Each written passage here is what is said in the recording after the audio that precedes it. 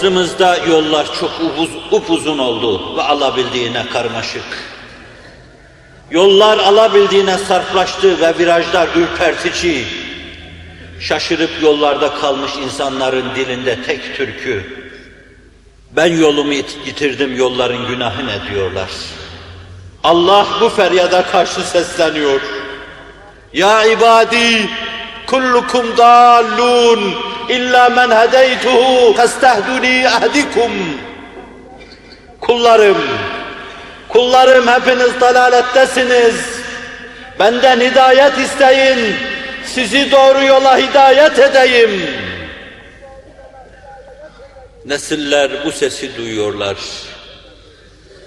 Takılıp yollarda kalmış olanlar, düşüp kalkamayanlar, kalktığı zaman bile 2 adım ileriye atamayanlar, yollarda bulduğu çamurları miski amber diye yüzüne gözüne sürenler, şehvetle kirlenmişler, gazapla kirlenmişler, kinle, nefretle kalplerini öldürmüşler, hissiyat-ı nefsaniyelerinin altında kalmış, ezilmişler.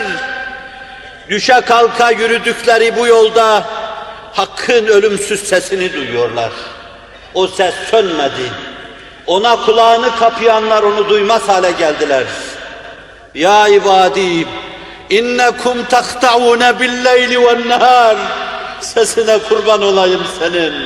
İnnekum tahta'ûne billeyli ve'n-nehâr ve ene ağfiru'z-zunûbe cemî'an festağfirûni ağfir lekum. Kullarım diyor. Kullarım ne büyük şeref. Bu kadar uzakta dolaşmayı nazarı itibara almıyor. Bakarken size, bize, çehrelerimize o rahmaniyet ve rahimiyet adesesiyle bakıyor. Her şeye rağmen kullarım diyor. Kullarım, durmadan gece gündüz hatalar yapıyorsunuz. Düşe kalka yürüyorsunuz. Bir türlü yolunuzu bulamadınız. Geldi geçti bir sürü peygamber. Yolu öyle işlek hale getirdiler ki şehra, etrafında reflektörler var, sapmak imkansız. Ama siz yine yolunuzu bulamadınız.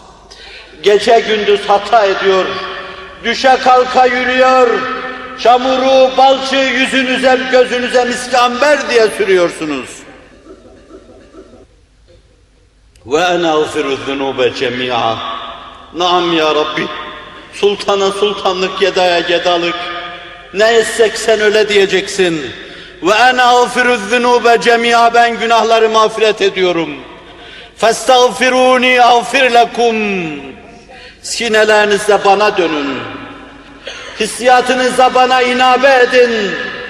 Kalplerinizle bana teveccüh edin. Ve dillerinizden Allah'ım bizi bağışla desin. Dillerinizde Allah'ım bizi bağışla desin.